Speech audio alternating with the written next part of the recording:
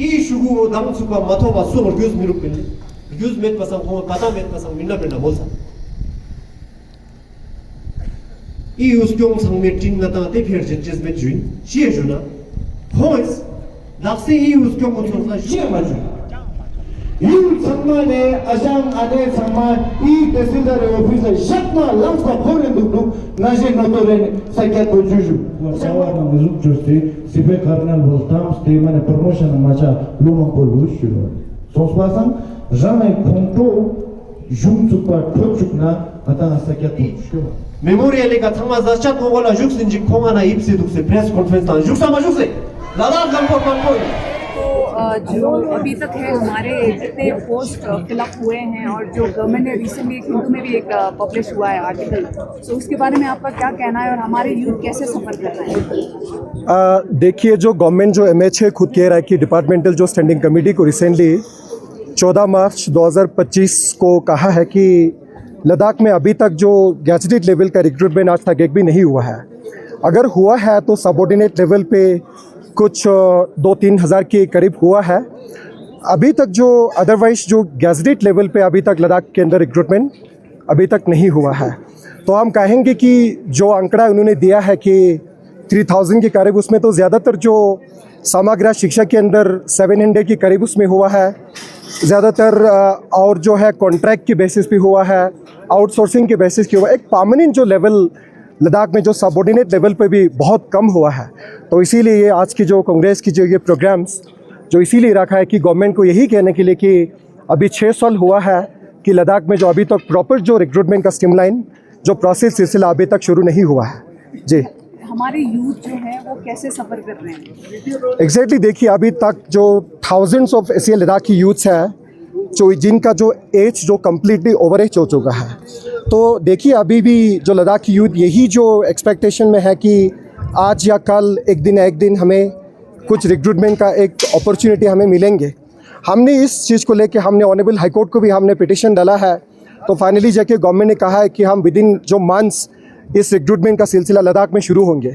तो अभी तक देखिए, जो उन्होंने कोर्ट को भी देखा किया है उस पर जो मुझे लगता है कंप्लीट कंटेम्प्ट है कोर्ट का जो, क्योंकि इन्होंने कहा है कि हम विद इन 2-3 मंथ्स के अंदर रिक्रूटमेंट का सिलसिला लद्दाख में होंगे। अभी तक तो हुआ नहीं है कुछ पे। जी, आप लोग एज अनएम्प्लॉयड यूथ गवर्नमेंट से क्या रिक्वेस्ट करना चाहेंगे आप?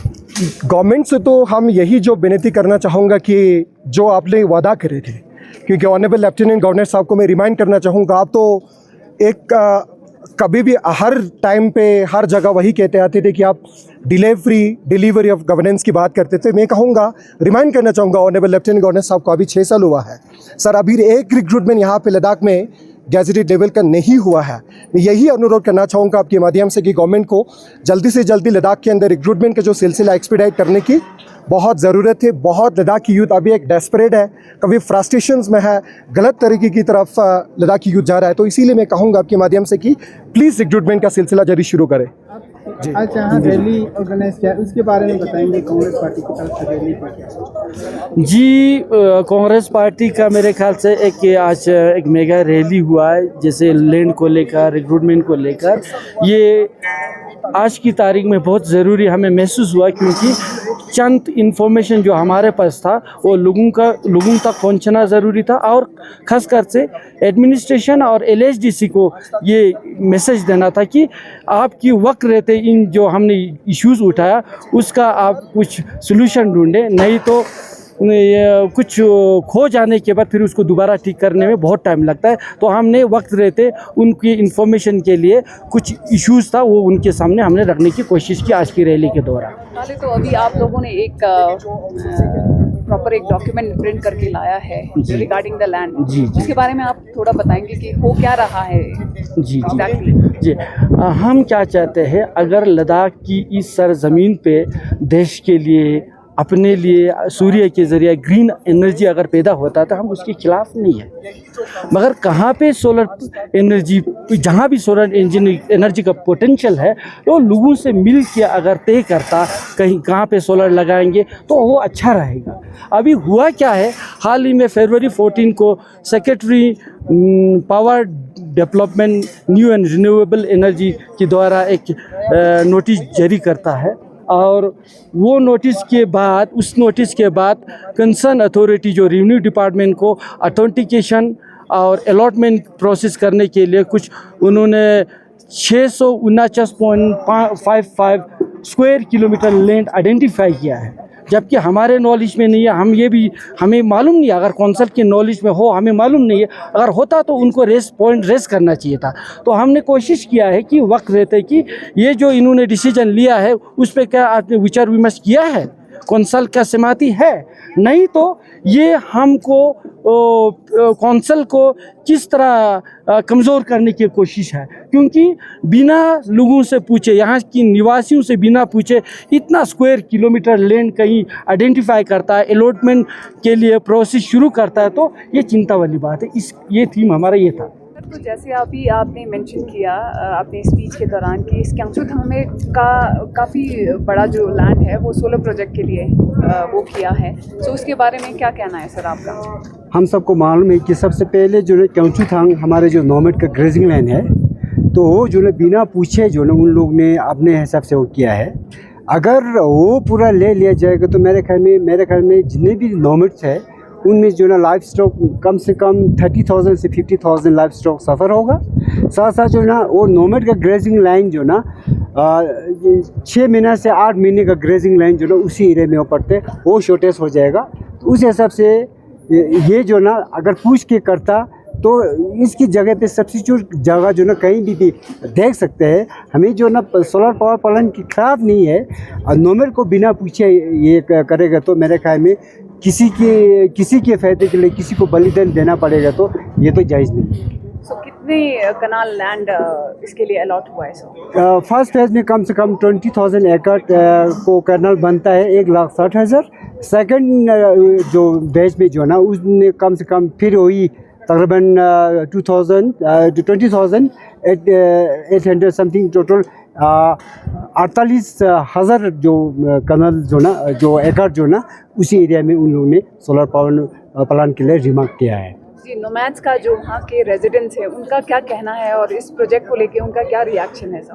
उनका ये रिएक्शन ये है कि सबसे पहले जो ना वो अपना जो लाइफ स्टॉक के साथ मास है वो लोग जो ना मैक्सिमम जो ना जो सेटलमेंट है वहाँ पे मैक्सिमम सेटलमेंट पे बैठते हैं, बाकी लोग जो ना लाइफ स्टॉक पे ग्रेजिंग के लिए चले जाते हैं। तो ये जो एरिया जो ना जो रोड पे पड़ता है तो उसी हिसाब से वो लोग बिना पूछे जो ना सोल टेस्टिंग करना। सुनने में ये भी आया, देखने में ये भी आया कि रिसेंटली जो अगस्त की लास्ट वीक में जो ना सीसी साहब और जो डीसी साहब ने उनके साथ मीटिंग भी किया था, आप लोग चाहे तो हम देंगे, नहीं तो नहीं। तो उस बेसिस पे जो ना लोगों ने नहीं माना। तो बाद में जो ना हमने ये देखा जो यहाँ से पद यात्रा के लिए जो कासनावांशु की जो चेयरमैनशिप में यहाँ से जो लीडरशिप में लोग वहाँ पे पद यात्रा के लिए पैदल मार्च किया, तो हमने ये देखा जो सितंबर 11 तारीख को जो ना वहाँ पे भी बोरवेल करने जा रहा है, वो तो बिना पूछे कर रहा है। तो इसी हिसाब से तो ये लोग कन्फ्यूजन है, साथ साथ धमकी भी दे रहा है। अगर गवर्नमेंट है ये तो ले लेंगे, अगर ठीक है गवर्नमेंट किसके लिए है, हमारे लिए है ना।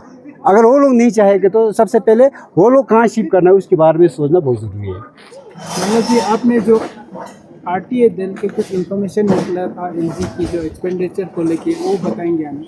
जी, अभी जो फाइनेंशियल ईयर 2024-25 जो अभी गुजरा है उसमें 13 करोड़ से ज़्यादा सिर्फ एलजी साहब के रेजिडेंस पे खर्चा किया गया है। ये आरटीआई मैंने कुछ महीने पहले डाला था, जिसमें वैसे तो इससे ज़्यादा खर्चा हुआ है, पर मेरे आरटीआई के क्वेरी में जो क्वेश्चन में जितने मैंने पॉइंट्स डाले थे उसके सिर्फ उसी के हिसाब से इन्होंने जवाब दिया है। उसी में ही 13 करोड़ से ज़्यादा सिर्फ एलजी साहब के रेजिडेंस पे खर्चा हुआ है।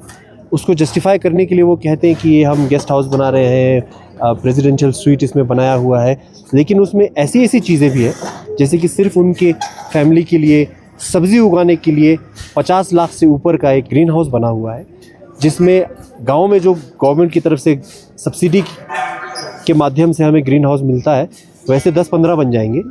एक फैमिली के लिए अगर 50 लाख से ज़्यादा का एक ग्रीन हाउस बनाया हुआ है तो वो हमें नाजायज़ लगता है। ये तो कुछ नहीं है। उनका सिर्फ जो गेट है, मेन एंट्रेंस गेट है, वो ही 1.36 करोड़ का बनाया हुआ है।